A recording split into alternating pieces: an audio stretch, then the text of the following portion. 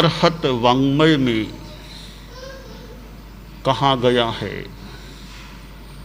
न काम भोगा समयम उवेन्ति, नया विभोगा विगयम उवेन्ति, जे तप्पओसीय परिगहीय सोतेषु मोहा विगयम उवे। आश्रय।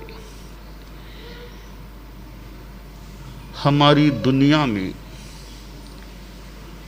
5 इंद्रियों के 5 विषय हैं, शब्द, रूप, गंध, रस और स्पर्श। 5 इंद्रियां, 5 विषय और 5 इंद्रियों के व्यापार।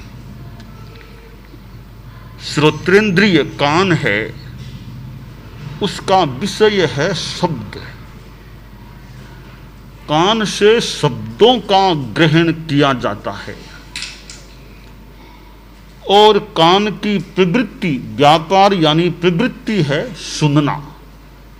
श्रोत्रेंद्रिय इंद्रिय हो गई, उसका विषय है शब्द और श्रोत्रेंद्रिय की प्रवृत्ति है सुनना।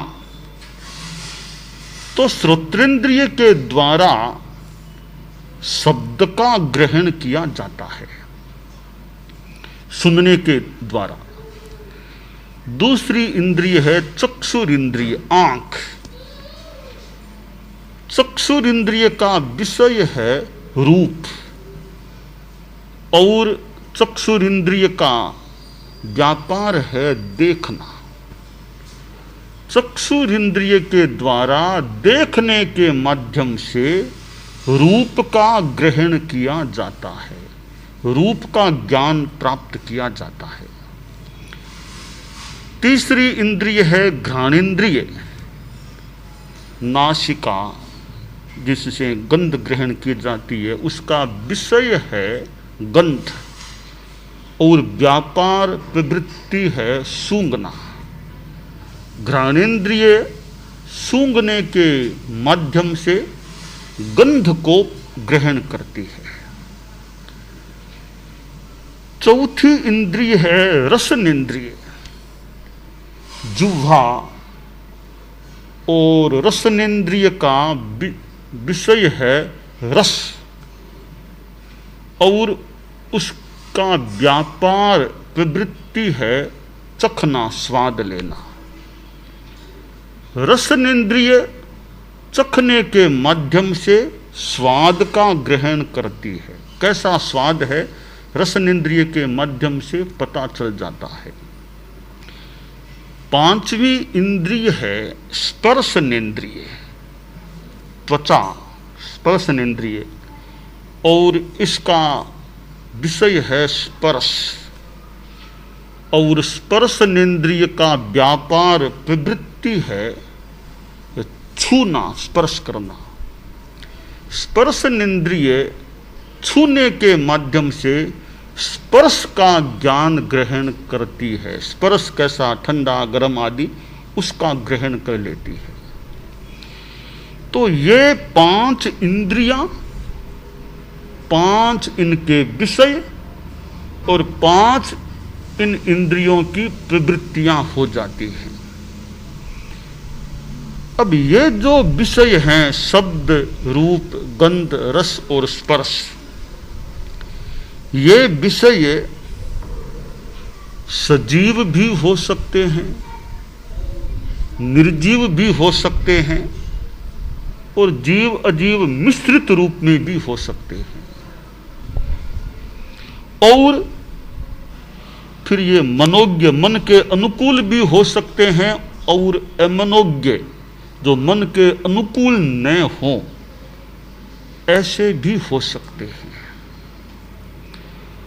और आदमी अपनी इंद्रियों से विषयों का ग्रहण करता है,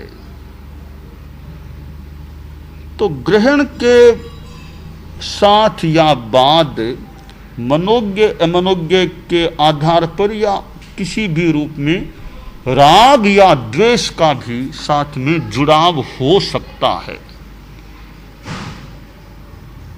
शास्त्रकार ने इस बात की ओर इंगित किया है, बताया है कि विषय जो पदार्थ हैं शब्द रूप आदि, वे मूलतः हमारे भीतर में राग द्वेष पैदा नहीं करते हैं। वे निमित्त बन सकते हैं, मूलतः उनमें ताकत नहीं है कि वो राग द्वेष पैदा कर ही दे। तो शास्त्र में इस बात को कहा, न काम भोगा समयम उवेन्ति। ये काम भोग, शब्द और रूप को काम संज्ञा और गंध रस और स्पर्श को भोग संज्ञा, तो काम और भोग यानी 5 विषय हैं। ये न तो समता भाव को पैदा करने वाले हैं और न ही ये विकृति को पैदा कर सकने वाले हैं, निमित्त बन सकते हैं। 2 चीजें होती हैं, एक उपादान कारण और दूसरा निमित्त कारण। उपादान कारण मूल कारण होता है, बलवान कारण होता है। निमित्त कारण गौण कारण होता है। जैसे घड़ा, कुंभकार ने घड़ा बनाया है, घड़ा बना है तो उसमें मूल कारण क्या है और निमित्त कारण क्या है।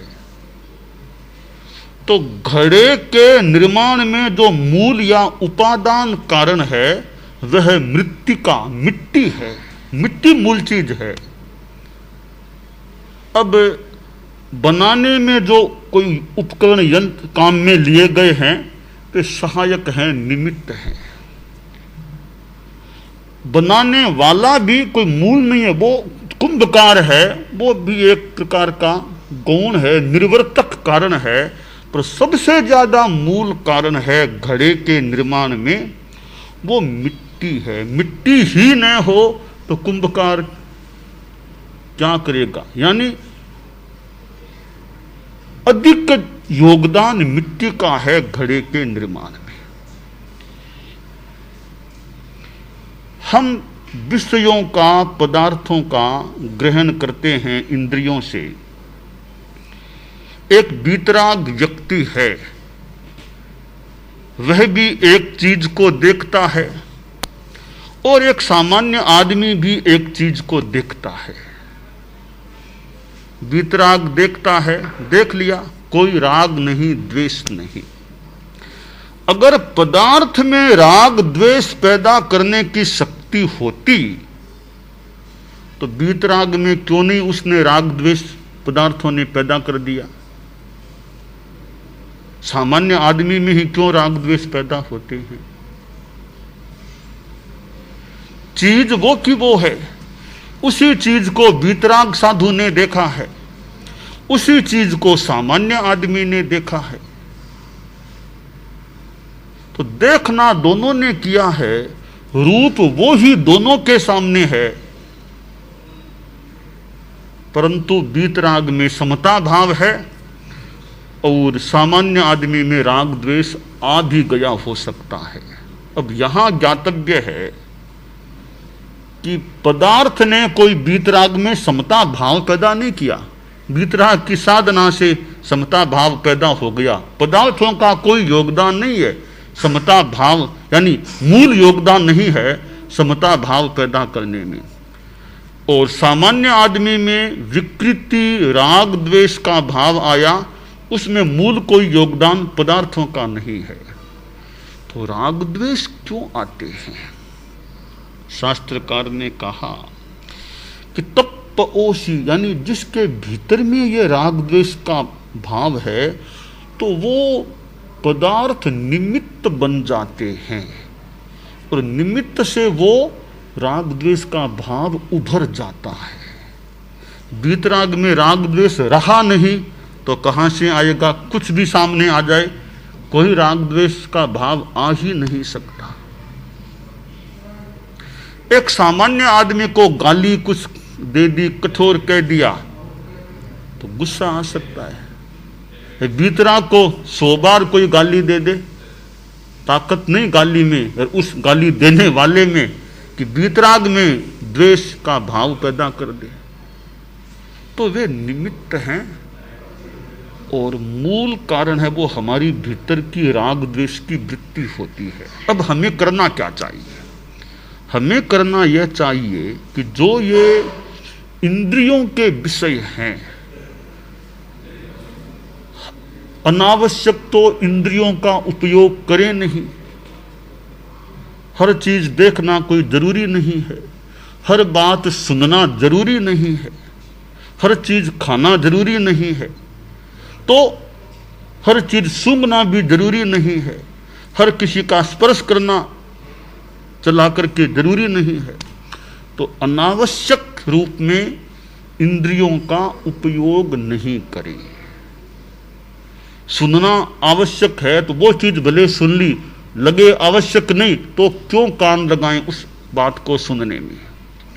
कुछ देखना आवश्यक लगे तो मान लो देख लिया, हर कहीं जाकर के इधर उधर देखना कोई जरूरी नहीं। तो जरूरी के सिवाय अनावश्यक चीज को अपने इंद्रियों का जानबूझ करके हम विषय न बनाएं।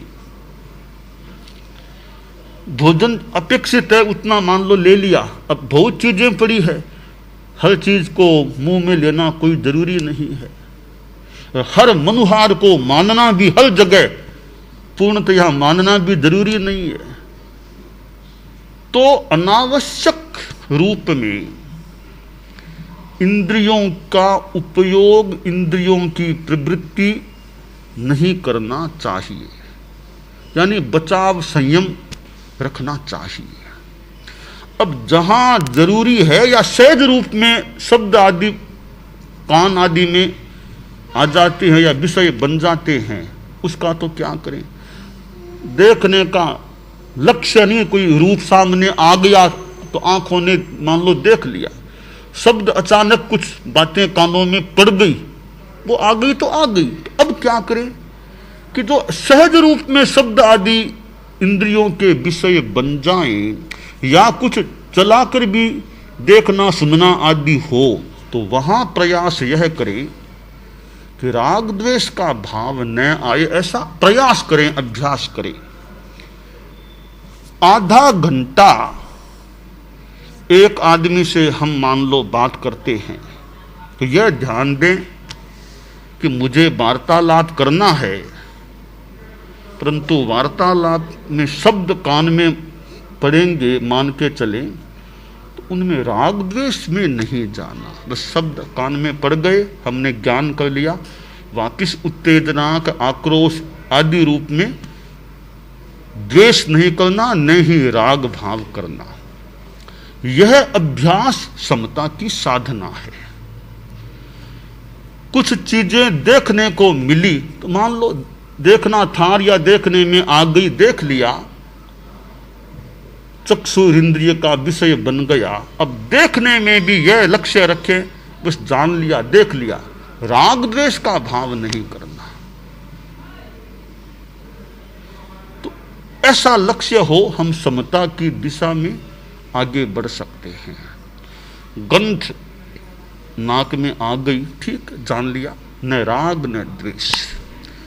भोजन या खान पान के रूप में मुंह में चीज ली है, जानबूझ भी ली हो, जानबूझ ली हो अपेक्षावश, तो ठीक है, शरीर के लिए मैं ले रहा हूं, परंतु राग नहीं, द्वेष नहीं। भोजन में मान लो बहुत अनुकूल चीज भी आ गई तो ठीक है, अपेक्षा है, ले ली, उसमें आकर्षण है, और ये बहुत फिर प्रशंसा करना, भोजन करते करते बहुत बढ़िया बहुत बढ़िया, ऐसे राग प्रियता का भाव का प्रयोग नहीं करना चाहिए। मान लो भोजन में कुछ अनुकूल चीज नहीं आई है, कुछ प्रतिकूल आ गई है, तो गुस्सा नहीं, निंदा नहीं, शांति समता रखो। ठीक है, नहीं खाना है तो भले न खाएं, कोई छोड़ दे न खाएं, तो द्वेष नहीं, निंदा नहीं, आक्रोश नहीं, शांति रखनी चाहिए। यह समता शांति, समता शांति हम अभ्यास करें तो इस दिशा में हम आगे बढ़ सकते हैं। तो धर्म का महत्वपूर्ण एक तत्व है समता रखो, समता, शांति रखो। शांति, न भय न राग द्वेष। हालांकि सामान्य लोग हैं तो पूर्णतया समता न भी रह सके, अभ्यास जितनी रखी जा सके उतना रखने का प्रयास करें, और कुछ समय चेतना को, मन को निर्देश दें, प्रयोग करें, ध्यान आदि करें भी मेरा राग द्वेष का भाव शांत हो। परम पूज्य आचार्य तुलसी और परम पूज्य आचार्य महाप्रज्ञ प्रेक्षा ध्यान की बात करते बताते, प्रयोग भी कराते आचार्य श्री महाप्रज्ञ जी। अब प्रेक्षा ध्यान में भी यह बात आती है कि न प्रियता का भाव न अप्रियता का भाव, शरीर की स्थिरता शिथिलता, और फिर दीर्घ श्वास प्रेक्षा, शरीर प्रेक्षा, अंतर यात्रा आदि आदि प्रयोग। शरीर के अवयवों को देखें तो शरीर में जो हो रहा है स्पंदन, कंपन, बस उसको देख लिया। कहीं खुजली है, कहीं दर्द भी शरीर में है, राग नहीं, द्वेष नहीं, भय नहीं, उद्वेलन नहीं, उद्विग्नता नहीं, समता शांति, न प्रियता न अप्रियता का भाव। अब यह समता की साधना है। तो समता की साधना आत्म कल्याण का तत्व है, और व्यवहार में भी शांति रहती है। परिवार में, घर में आप हैं, कई तरह की बातें हो सकती हैं, बस शांति रखो, समता रखो। आक्रोश उत्तेजना में झटपट मत आओ, धैर्य से सुनना, धैर्य से सुन लो, शांति से सुन लो। तत्काल प्रतिक्रिया आवश्यक न लगे मत करो, बस सुन लो, बस मौका आने पर कभी बताना बता दिया।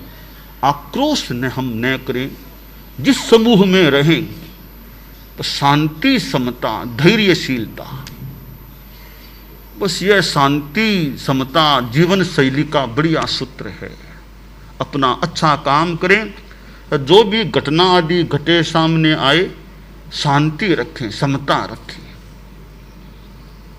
और अभय का भाव, वर्तमान में यह कोरोना वायरस कोविड-19 से कुछ स्थिति जो सामने आई है, बस उसमें भी अभय का भाव हमारा जितना रह सके, पुष्ट रख सके, अभय रहो। सावधानी रखी जा सकती है, सावधानी अपेक्षित भी होती है, पर अभय का भाव भी रहे। तो अभय का भाव है, यह एक अध्यात्म का तत्व है। समता शांति, डरो मत, अभय रहो, अभय रहो। तो शास्त्रकार ने यह समता का संदेश दिया है। जहां विषमता है, राग द्वेष है, आत्मा के लिए भी कठिनाई, और व्यवहार में भी, जीवन में भी, परिवार आदि आदि समूहों में भी कठिनाई पैदा हो सकती है। बस ऐसा अनुभव अगर होता रहे, राग नहीं है, द्वेष नहीं है, भीतर में संक्लेश नहीं है, भावों में आवेश नहीं है, कहीं मेरे में राग नहीं, द्वेष नहीं, संक्लेश नहीं, आवेश नहीं, यह स्थिति हमारी जितनी विकसित हो सके वह एक साधना की चीज है, आत्म कल्याण की चीज है। पदार्थ अच्छा आ गया और हम आसक्ति में चले गए, पदार्थ बुरा क्या, वो आसक्ति हमारा नुकसान करती है, पदार्थ नुकसान नहीं करता, आसक्ति नुकसान। पदार्थ सामने पड़ा है, हम इधर हैं, ये बीच में आसक्ति तत्व है, वो आता है, वो हमारे चित्त को विकृत बनाने वाला हो जाता है। वरना पदार्थ में कोई ऐसी ताकत इतनी नहीं कि वो हमारे मन में राग द्वेष ला ही दे। वो भीतर का जो एक वृत्ति का भाव है, आसक्ति के द्वेष, वो उभरते हैं। बस पदार्थ निमित्त बन सकता है। संस्कृत में कहा गया है, विकार हेतौ सति विक्रियन्ते येषां न चेतांसि त एव धीरः, कि विकार का हेतु उपस्थित हो जाने पर भी जिनके चित्त विकृत नहीं बनते हैं वे ही धीर पुरुष होते। धीर निमित्त तो खराब है पर चित्त में विकृति नहीं आ रही, यह साधना पुष्ट है, वो धीर पुरुष, धीर आदमी होता है। सामने वाला गालियां बोल रहा है तो हेतु निमित्त तो है गुस्सा आने का, इतनी गालियां दे रहा है, अपशब्द बोल रहा है, परंतु इधर वाला आदमी मानो शांत है, कोई गुस्सा नहीं, आक्रोश नहीं।